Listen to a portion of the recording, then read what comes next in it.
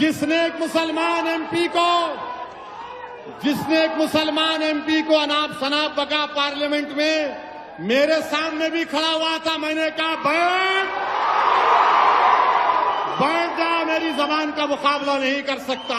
अजीज का हाल है। और फिर हम देखते हैं कि भारत की पार्लियामेंट में एक बीजेपी का एमपी एक मुस्लिम एमपी को बकवास, गंदगी, गाली देता है। एक एक बात, मैंने क्या क्या बात बोलता है। लोग कह रहे हैं नहीं पार्लियामेंट में नहीं बोलना चाहिए था। अच्छा, पार्लियामेंट में नहीं बोलना चाहिए था? बोले कि नहीं, उसकी जबान खराब थी। अच्छा, जबान खराब थी? अरे ये तो अवाम का नुमाइंदा है ना, तुमने इसको वोट डाला। जब अवाम इतने लोगों को मार रही है, जुनैद नसीर को जला रही है, नूह में घरों को 300-350 घरों को बगैर कानून के ड्यू प्रोसेस को फॉलो किए घरों को तोड़ दिए, धर्म संसद में गालियां दी जाती हैं मुसलमानों को, रेप की धमकियां दी जाती हैं, तो ये तो तुम्हारा नुमाइंदा है। उसने गालियां दी, अच्छी जबान इस्तेमाल नहीं की। उस बीजेपी के एमपी ने, अरे वो तो गोडसे की बात कर रहा था, वो नाकाबिल कबूल है।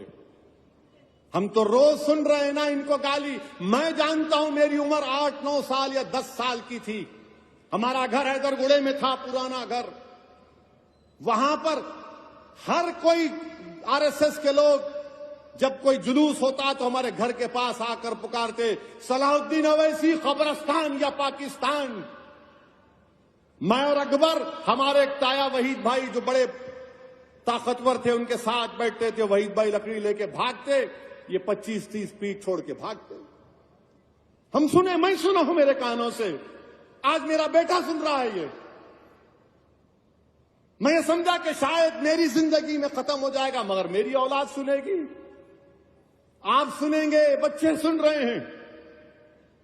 याद रखो मेरी इस बात को, एक दिन आएगा जब भारत की पार्लियामेंट में किसी मुसलमान का मॉब लिंचिंग हो जाएगा।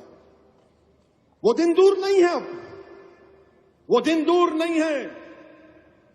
क्योंकि हिटलर की जब हुकूमत थी तो हिटलर की हुकूमत में लिखा जाता था, यहूदियों से बच के रहो, ये जर्मनी के लिए खतरा है। आज यहूदी लफ्ज को निकाल दो, मुसलमान लिख दो उस पर। हमारे देश के वजीर आजम, कहां गया आपका सबका साथ, सबका विकास, सबका विश्वास? अरे नरेंद्र मोदी जी, जो आपके एमपी ने मुसलमानों के बारे में जो बकवास बकी है, मेरी आपसे गुजारिश है कि उसका चैलेंज करके आप अरब ममालिक के अपने हुक्मरानों को भिजा दो, या हबीबी इस तरह का हम इससे सलूक करते देखो मुसलमानों से, बुझाओ। क्या नरेंद्र मोदी अपने एमपी की स्पीच का अरबी में ट्रांसलेट करके मोहम्मद बिन सुल्तान, मोहम्मद बिन जैद को भिजाएंगे?